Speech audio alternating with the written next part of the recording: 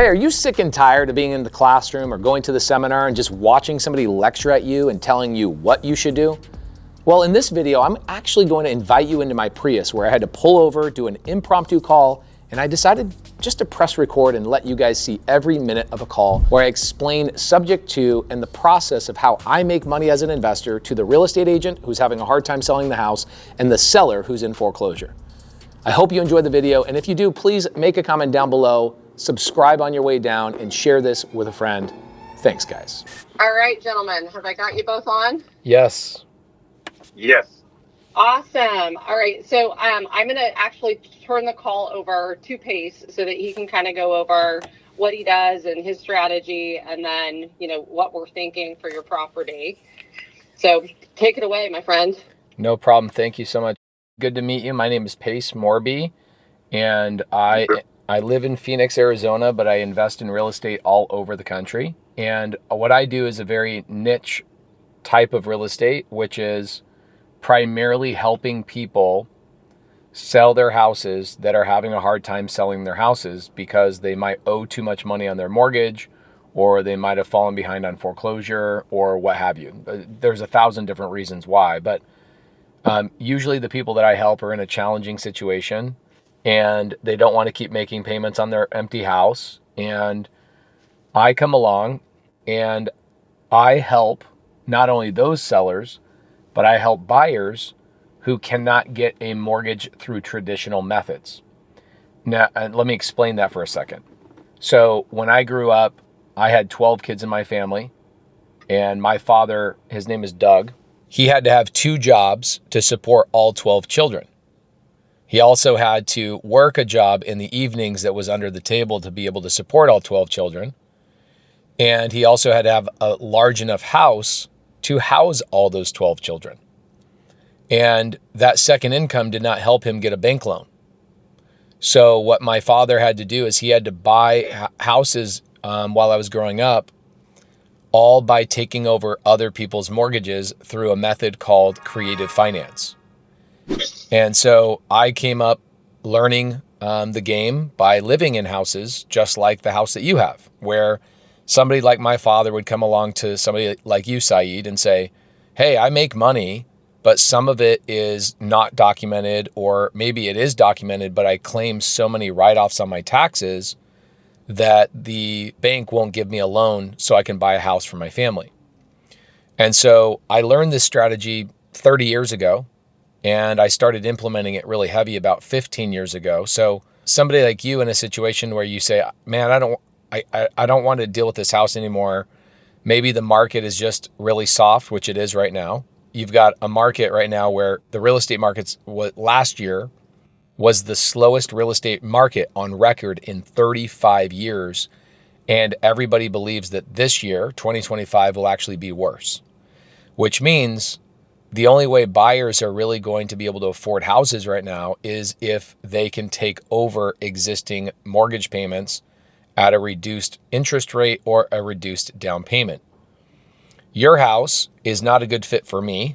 I don't typically buy in Fresno, not because I don't think Fresno is awesome. I do think Fresno is awesome, but I just picked 15 markets across the country several years ago, and Fresno is just not one of those markets. Could I buy in Fresno? Sure, but I just don't. It's just simple as that. But I do have a lot of families that come to me because I'm the guy in the country that helps all these types of families. And I've got a list of about 50 families in Fresno that would love to take a look at a house like yours. These families would come to the table and they'd bring enough money to put some money in your pocket, pay Amanda some commissions, they would pay the closing costs, and they would come in and ask you to let them take over the existing mortgage payments after they catch up the arrears. So I'm going to say that again. Not only will they catch up the arrears, but they will also pay Amanda's commission. They will also put some money in your pocket. They will pay the closing costs. And then my buyer usually pays me $3,000, $5,000, $7,000, or $10,000, depending on the situation. This situation, I'd probably make like $3,000 just because we need to get some money in your pocket. But what I asked Amanda to do yesterday is say, hey, can you ask if he would be open to letting a family take over his payments? And she said, yeah, let's get him on a phone call and let's see if that's something he's open to. And what essentially would happen if you said, yes, Pace, I'm interested in this, is I would send Amanda what is called a non-exclusive option agreement, which means I don't have the obligation to buy your house and she doesn't have the obligation to sell it to me. But what that document does is it gives me the ability to take the details of your house and send it out to my 40 families in Fresno that are looking for a house similar to yours, and let them know that the seller, you, would be interested in letting them take over the payments as long as they came to the table with enough cash that they can clear out your arrears, your taxes, closing cost, Amanda, my fee, and then put some money in your pocket. So I asked Amanda to get us on a phone call so I could explain that. Do you have any thoughts, questions, or anything so far? Yes, a couple of questions. So basically, what if that family, because I understand that this family, my name needs to be on this contract for the next 2 years, if I'm correct. And after that, when they do change the interest rate, then my name is going to be gone, and then they own it, so I don't have to worry about it. But in the meantime, what if they cannot be able to pay the mortgage or something like that? And here we go. It's not under their name, it's under my name. So what would happen then? Really? Can I jump in really quick too? Sorry, Pace. So to clarify, yesterday when we were talking about it, I was saying, I didn't know whether or not there'd be an option for them to do a period of time, like a couple of years, and essentially balloon out of it, or there are other methods or options, depending on this family's circumstance. So that's what we're referring to. And I know that it may be situational based on the family's income specifics. But then in addition to that, obviously answering the question as far as liability and concern there. Really, really great question. It's the number one question that I get, and I expect the question every time. And sometimes sellers don't ask that question, and I make sure to let them know, hey, can I tell you what you're not asking? So I'm glad that you asked the question. Thank you so much. A lot of our sellers that have success with this, that is typically the first question they ask. So you're just like the people who have been successful in doing this. Okay, answer the question. Number one, I'm going to be really forward and strong here when I say this, and I apologize in advance. The house is in foreclosure right now. The taxes are behind right now. Worst case scenario, in an absolute catastrophic worst case scenario, we're back at square one in 6 months. The difference is you got paid some money in your pocket and they caught up your arrears, and so you'd probably have less arrears. That's worst case scenario if you did this kind of deal with somebody other than me. When you do a deal with somebody like me, we set up the paperwork. So not only do they catch up the arrears, they catch up the taxes, all of those things. But after they put money in your pocket, let's say they default on month one. Well, guess what? They deed the property back to you, and you take control of a property that is 1 day late on a payment, and you keep all the money that was given to you. Amanda keeps the money that was given to her. I keep the money that was given to me. The arrears were still caught up and the taxes were still caught up. So first and foremost, I don't know a family that is willing to put $40,000 or whatever the amount of money would be up front and then default right away. So is it likely to happen? No, it's not likely to happen. If it does happen, you keep all the money and you get the house back and you put it back on the market. It's as simple as that. And so they don't have access to the banks or anything. I'm still accessing the bank, looking at if the monthly payment has been paid or not and everything. So they don't have access to none of these things. We prefer them to have access to the mortgage statements online, but if sometimes we'll have sellers that don't want that, and that's okay too. What we do is we use a third-party company. These third-party companies are called mortgage servicing companies. Mm-hmm. And what these mortgage servicing companies do is they take the money out of the family's account 5 days before the payment is due. Mm-hmm. They make the payment to your bank, to your taxes, mm-hmm. to your insurance, etc. and you get an email every month from that third-party servicing company. That third-party servicing company costs $17 per month, and we require the buyer to pay for that fee. Why? Well, we want you to get an email 5 days before the payment is due that the payment was made on time, the taxes are up to date, all of that kind of stuff. So you would get an email that all gets set up at the title company. The title company is who sets up that automatic email that pops in every month. Any questions about that? No. Okay. The other questions that I have is the house is very beautiful because I spent close to $50K Right. to update it and everything else. And then also is on gated community. Yeah. And there is a HOA in there. And I'm sure Amanda already explained to you that there are some restriction on the parking and everything else. That means they don't allow people park their car in the driveway. You have to park your car in the garage and everything. And then also you have to maintain your front yard. I do have a person doing the front yard, and the backyard has a pool. There is no grass, but there is maintaining backyard too, also a little bit backyard.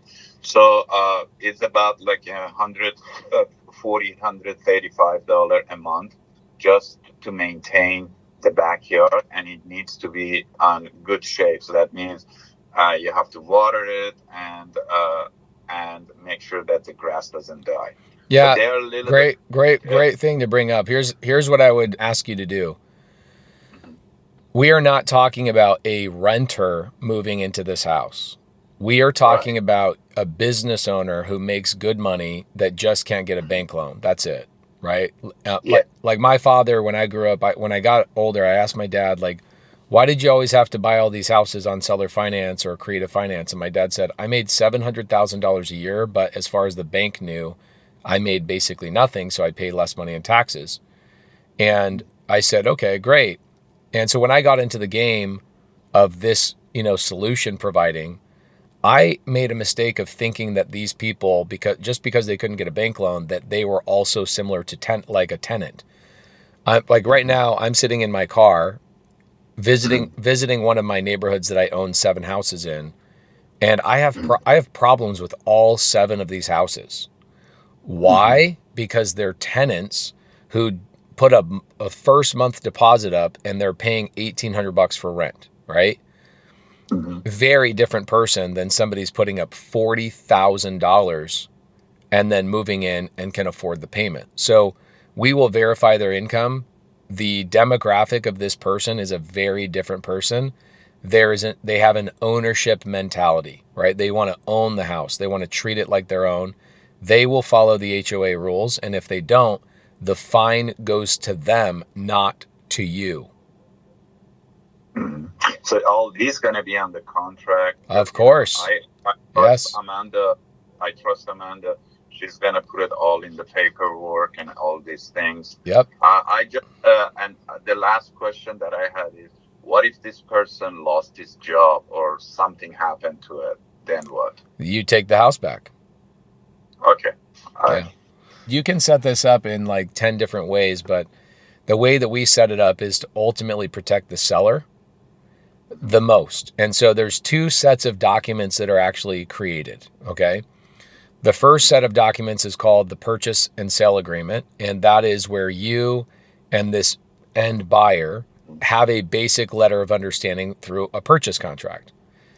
You would go through that purchase contract with Amanda to make sure everything is laid out the way that you expect it to be. We then take that contract and we pass it to the title company. And then the title company, they create the final settlement documents, and you go through that a second time and you verify a second time that that company has done what we all, wanted them to do. And there will be mistakes. There's always like little silly mistakes, like a date is wrong, or, hey, they're supposed to be paying $138 a month, not $137 a month. There's those kind of mistakes that we'll watch out for.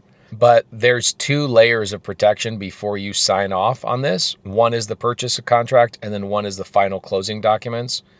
And you'll have 2 chances to review those 2 completely different documents that protect you. All right. Great, really great question. So just know that these are amazing questions, and you'll probably even have more questions along the way. And I am more than happy to help answer those questions. I would say somebody in the current situation that you're in, usually the sellers will call me like 3-4 months later, and they'll go, Pace, I just want to say thank you, because not only are my arrears and my taxes caught up, I got money in my pocket, but now this new buyer is rebuilding my credit, because now the buyer has been paying my mortgage payment and it's been building my credit back up. So one of the other questions you had was the 2-year time frame. Okay. Right. I don't know how long the buyer needs for you to hold the mortgage. But what I do know is that most of my sellers, after they sell the house, they really stop caring about the mortgage. Why? Because they see the mortgage getting paid. They see that their credit is getting improved. They see all of those positive things. And so they go, I really don't care how long the seller needs to refinance the house. Now, I'm sorry, not the seller, the buyer. The buyer might need 12 months. Let's say that the Fed lowers rates 3 times this year, and the buyer goes, I'm going to refinance right now. This is awesome timing. That's great. But what happens if the Fed doesn't change anything for 36 months? Well, I think it'd be unreasonable to ask that buyer to refinance in 24 months, not knowing what's going to happen with the Fed. So I think if your mortgage is being paid and your credit is being improved and being rebuilt from, being behind, I think the longer you let the buyer keep the mortgage in your name, the longer it benefits you. However, there's this little thing that your interest rate is actually kind of high, and I already know that the buyer is going to want to refinance the second they possibly can to reduce their payment. So some of my sellers, like I bought a house a couple of weeks ago where the seller gave me their mortgage at 2.3%. And the seller asked me, well, when are you going to refinance me out? And I said, never. Why would I ever refinance out of a 2.3% rate? And they go, okay, well, I just wanted to know. With you, the advantage for you is that your rate is actually pretty high. And so the family's going to want to refinance out as fast as they possibly can. Okay, got it.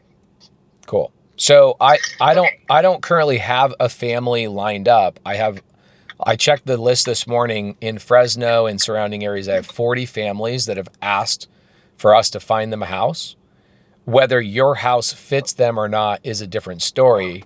What I want to do is I want to market this property to those buyers without you or Amanda getting a call from them and you going, why is somebody marketing my house without permission? I just want a simple document that gives me permission to market the property and bring those buyers to the table so we can start having those conversations. And who's going to be showing them the house? Most of these buyers are not going to be like a conventional buyer where they're super annoying. These buyers are not going to go through appraisals. They're not going to go through full-on inspections like you're normally used to. You are the bank. And so they're going to make your life as easy as possible. We might need to make sure that we got all the photos you've ever taken thrown on a Dropbox. And we won't let people just come and look at the property unless we can verify that they have the down payment. We'll make sure we pre-qualify them before we even get to the point of them coming and looking at the house in person. Yeah, and again, I'll be available for that too, because I know you're looking at leaving for the Bay Area, and again, my job's not done until we're done. So if that means hosting a viewing to solidify and make sure somebody feels confident to move forward, and that you feel more confident that they've seen it and been in the house, I'm happy to continue to do that. Sure. One last question that I ask Amanda, because I make sure the bank that owned the house, they gave me until April 1st.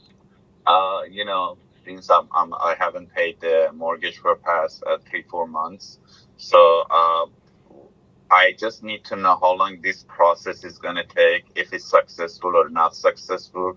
What's the timeline that you're going to give this process? What's the bank saying happens on April 2nd? So basically, what they're saying is that they probably gonna start asking me about what how come your house hasn't been sold, because I told them that the house is pretty on sale. I'm sure they send people to look at it to make sure that this is on sale, and also probably they're gonna say, okay, if it's not gonna sell on this certain time, we're just gonna start looking at for bankruptcy maybe, or sign this letter so we can put it in the short list of sale. Yeah. Okay. Okay. My guess would be that it's like they're planning to file a notice of default on April 1st, based upon the timeline that we listed the property. So they gave them we listed it the 1st of January. So he had notified the bank that it was going for sale to kind of halt them from doing any of that. And at this point, we've been on the market for pushing 80 days. And I think they're just growing impatient because we haven't moved the property. Yeah. Isn't that so funny that they don't realize that the average days on market right now is about 80 days anyway? It literally is 80. I know. It's like, it's almost like they're not even paying attention to that, or they don't care, and their job is to just apply pressure no matter what. Move it along. Yeah. Mm-hmm. Yep. So here's what would happen, Saeed. So let's say that we find somebody this weekend, hypothetically, or next week. Mm-hmm. I would verify that they have 40 grand or whatever the dollar amount is. I would make sure Amanda sees, that they have verifiable income. And what I could potentially do is I could front the capital to catch up the arrears and the taxes for my buyer and wait until close of escrow. Close of escrow technically takes about 10 days in these types of transactions. The advantage also, there's so many advantages to creative finance. One of the biggest advantages is speed. If you found a traditional buyer today, you're 45 days until that buyer can close, right? Right. And in creative finance, the longest time it takes is 10. So we could close really fast if we found a buyer on, let's say I found a buyer tomorrow. We could close next Friday. Right. Is that going to happen? Probably not. But if we find a buyer sometime next week, we would open escrow, do a title report, all that kind of stuff. And in that meantime, I could front the cost to cover the arrears and the taxes just to buy the buyer some time and to get the bank off your neck. But there's multiple options. But the main thing is, do we have an interested party? If we have an interested party, a lot of options open up to us. Yeah, so my suggestion, honestly, would be to give it all the way up until that. So if we were to say, let's give PACE permission to market the property from here until, April 1st. And on April 1st, we reassess and say, okay, exactly where are we? Are we either notifying the bank and have we already determined that we're in contract and the arrears are in process of being caught up? Or are we saying, hey, unfortunately, this option didn't work and where are we now? Right. That's what I would do. And I keep it on the market. Let Amanda continue to market the property. Amanda and I should be working on two completely different things simultaneously. I look for a non-conventional buyer. She looks for a conventional buyer. Now you got the same team doubling down on two different methods, and give me all the way until April 1st. And every time we get a ping or an interested party, I'll introduce them to Amanda and have her work on it. Okay, sounds good. I'm sure that if it's go past April 1st, maybe you can put it on April 15th. I'm sure that's fast. They're not going to do anything about it since they haven't done it. But yeah, I'm open to it. Let's go ahead and get that done. Amanda, are you going to do the first part of it that bring the price little down? I will. Yeah, we'll do that too. So we're going to drop the price $500 just to refresh it in the MLS so that I can do my part. And then at the same time, PACE will get over to me. I have to open up the listing and allow them to market it. So we'll get that paperwork going today too. Okay, sounds good. Okay. All right. Any other questions while we've got each other? That's all question for now. If I have other question, I message you, and you can ask PACE about it. Perfect. I appreciate it. Have a great day. Okay. I'll be in touch with next. Thank you. Thank you, guys. See ya. Okay. Bye. Hello. Hey, thank you so much for that. No problem. Happy to do. I love doing this so much, and I love having options that nobody else on the planet has. I just have this absolute cutting edge, like, opportunity in these situations. I feel like a superhero, even though it's become so basic for me. I love being able to do this. And then I love teaching agents how to do it, because then you guys can go do this 3-4 times a year on your own, Right. And I'm, clearly familiar with the process and have helped partners do it before, but being able to explain it just and sit in on the call for you to help reassure the seller who unfortunately is kind of, needing to cut his losses at some point, and to level with them. So when you said to him, I'm going to be super straightforward, like, you're in foreclosure now, like, your credit is going to be killed now if it already isn't. So worst case scenario, that's what would happen. But then to give him assurances that in your particular language of contract, that really isn't going to happen. So he's no worse off no matter what. He's just in a better position. So, Yeah. And I apologize that he came with the 2 years. That's why I jumped in. I was giving him examples. Don't ever. Like, at some point, no. Yeah. They may refinance. There may be a balloon payment written in. So whatever that buyer's circumstances are. So I think he kind of got hung up on, like, okay, I have to do this for a couple of years. No, when he said that, I knew exactly, what had happened where it would have come from. Right. Yeah, I knew you were doing damage control and trying to get him to, soften up to the idea. So don't ever apologize to me. You're doing it the right way. Perfect. Okay. As far as the contract to allow you guys to market it, I'm assuming, like, do I need to release part of the listing, or is it just seller? No. I won't even show the MLS document. I won't do anything. I literally will get here's what I'll need. I'll need a non-exclusive option, which I can send over to you. My TC can send over to you. Okay. Super simple thing. Just basically gives me the ability to market the property without the responsibility of buying the property. It just essentially is highlighting to the seller, hey, I'm not buying it. I'm just trying to find you a buyer. Right. Because I have had, sellers in the past that are like, wait, I thought you said you were going to buy my house. I'm like, no, where did I say that? So right. it lets me legally market the property. And then secondly, the only thing I really need is details of the house. So like your listing, like your MLS, basically the screenshot of the MLS, and then Dropbox photos or whatever, or perfect. Google, they're whatever. all on a Dropbox link. Perfect. Yeah. And I would love the mortgage. This will be different than the MLS, is I need the mortgage statement. I need to show the buyer, like, hey, here's the interest rate and stuff like that. Perfect. Other than that, that's all I need. Okay. Awesome. Well, if you want to get the option over to me, then great, and then I'll work on getting everything for you. I've got to head into an appointment, and then I should have it to you within the next 90 minutes or so. Okay. Thank you so much. Yeah. Thanks for the help. Chat soon. Okay. See ya. Bye.